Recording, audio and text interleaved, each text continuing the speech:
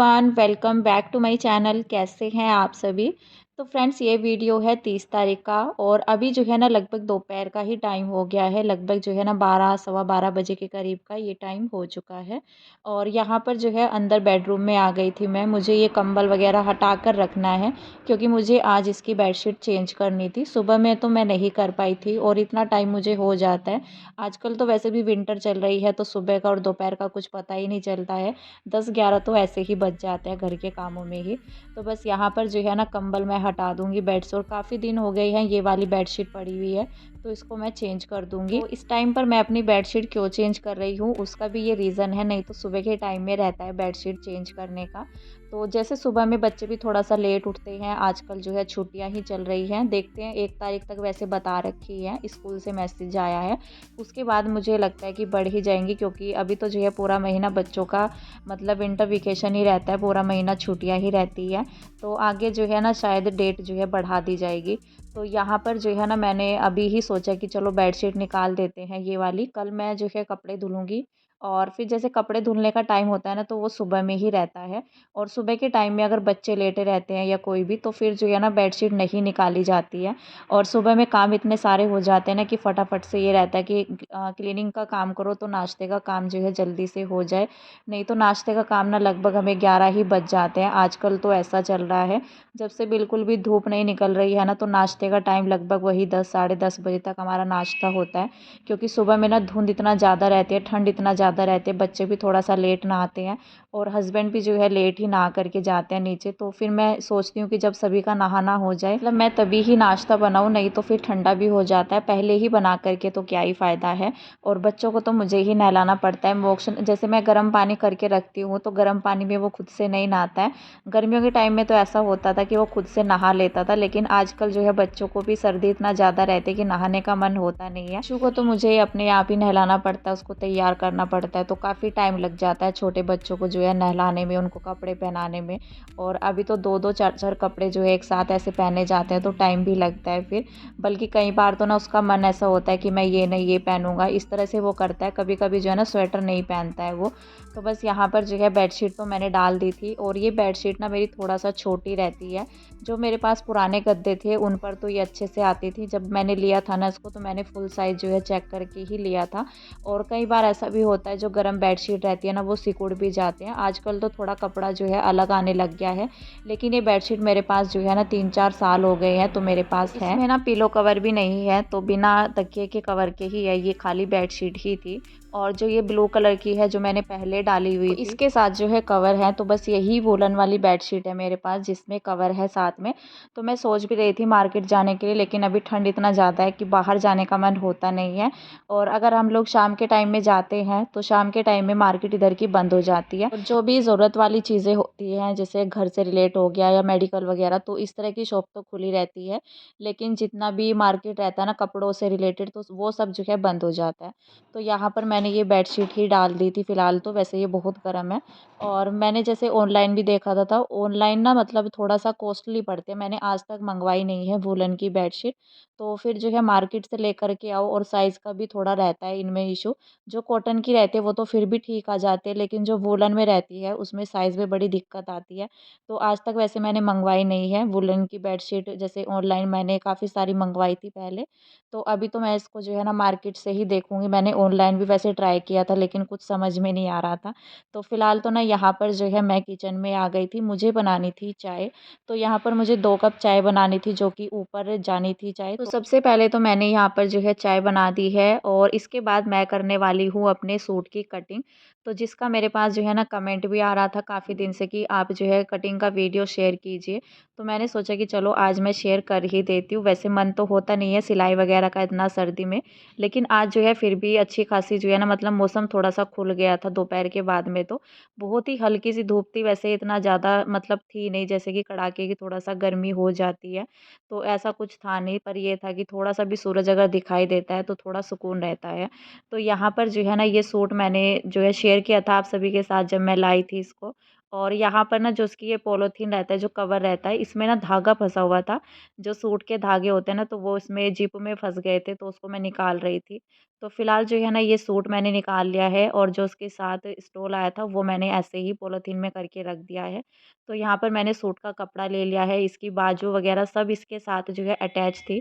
तो ये सब मैंने जो है इसके सारे पीस अलग कर लिए थे एक दिन, और यहाँ पर जो है बाजू का कपड़ा भी अलग से दे रखा है, डिज़ाइन अलग दे रखा है। जैसे सलवार का डिज़ाइन है, सलवार के कपड़े पे ऐसा ही बाजू का डिज़ाइन है और पूरे में डिज़ाइन है इसमें, मतलब पूरे में ऐसे वर्क तो नहीं हो रखा है लेकिन प्रिंट है इसमें।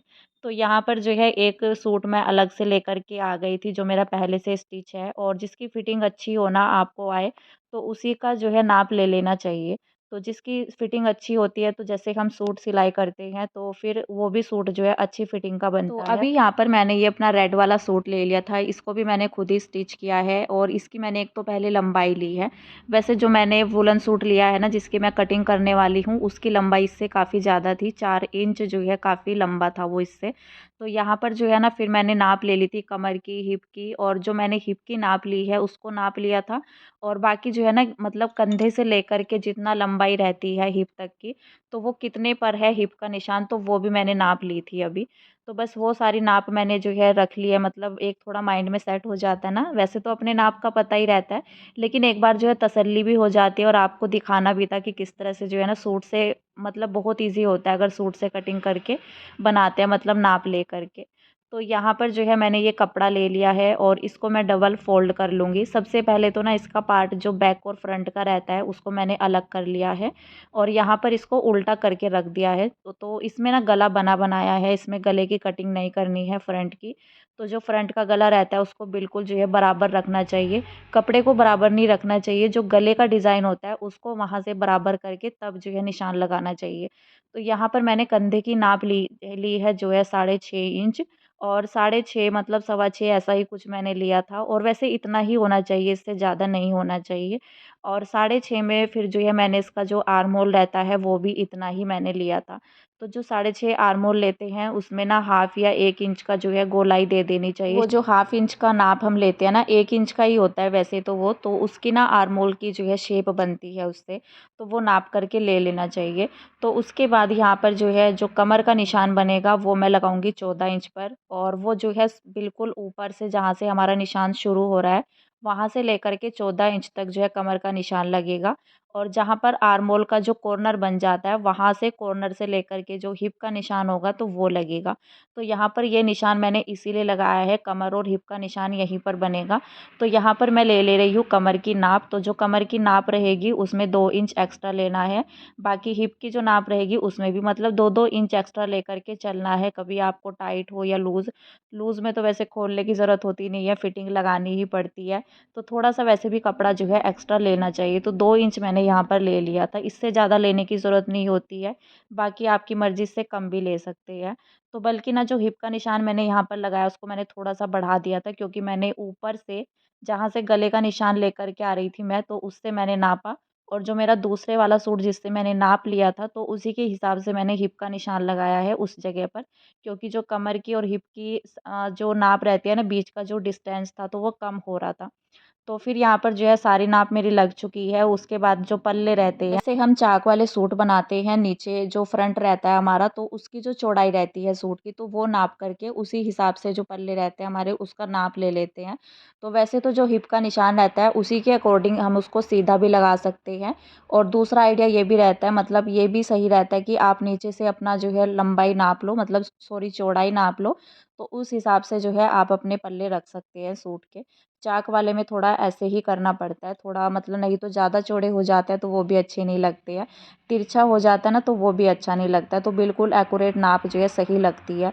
तो यहाँ पर मैंने कटिंग कर ली थी, गला मैंने कट नहीं किया है। गला जब मैं बनाऊँगी तो तभी मतलब इसमें कटिंग की ज़रूरत नहीं पड़ेगी, गला मैं साथ-साथ बनाऊँगी और फिर इसकी कटिंग करूँगी। तो उसके बाद जो रहता है फ्रंट का, तो फ्रंट में जो है सिर्फ़ मतलब नीचे की साइड में डिज़ाइन था, ऊपर कोई डिज़ाइन नहीं था। तो इसको मैंने रख लिया है यहाँ पर, और जो फ्रंट वाला था जिसमें मैंने नाप लगाई थी उसको रख कर के ही ऐसे ही मैं अपना दूसरे वाला जो हिस्सा रहता है उसको कट कर लूँगी, तो उसमें नाप की ज़रूरत नहीं रहती है।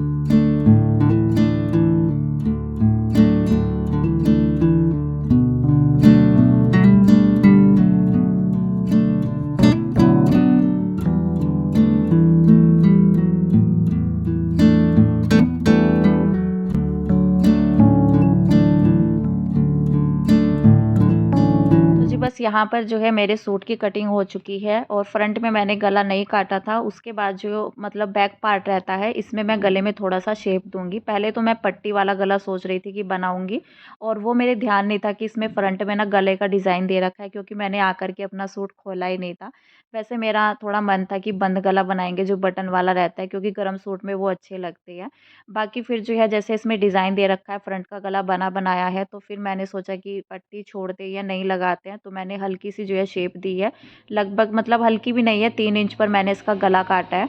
जो बोट नेक होता है ना उस हिसाब से, मतलब मैंने ज़्यादा गहराई नहीं रखी है, ना ज़्यादा चौड़ाई रखी है। बाकी अगर मुझे चौड़ाई कम लगेगी तो मैं बनाते वक़्त उसको जो है कर लूँगी। बाकी बस मैंने गहराई सिर्फ़ इतनी ही रखी थी, क्योंकि गरम सूट में ज़्यादा बड़े गले बना कर के कोई फ़ायदा नहीं है और इसी तरह का गला अच्छा लगता है। तो यहाँ पर जो है सूट की कटिंग हो चुकी है, उसके बाद बारी आती है बाजू की। तो जो ये बाजू का कपड़ा है इसमें चौड़ाई कम दे रखी है। बाकी आगे फ्रंट से तो पूरा हो जाता है, लेकिन जो आर्मोल का साइज़ रहता है हमारा 9 हो 8 हो कितना भी रहता है, तो वो कम ही रहता है।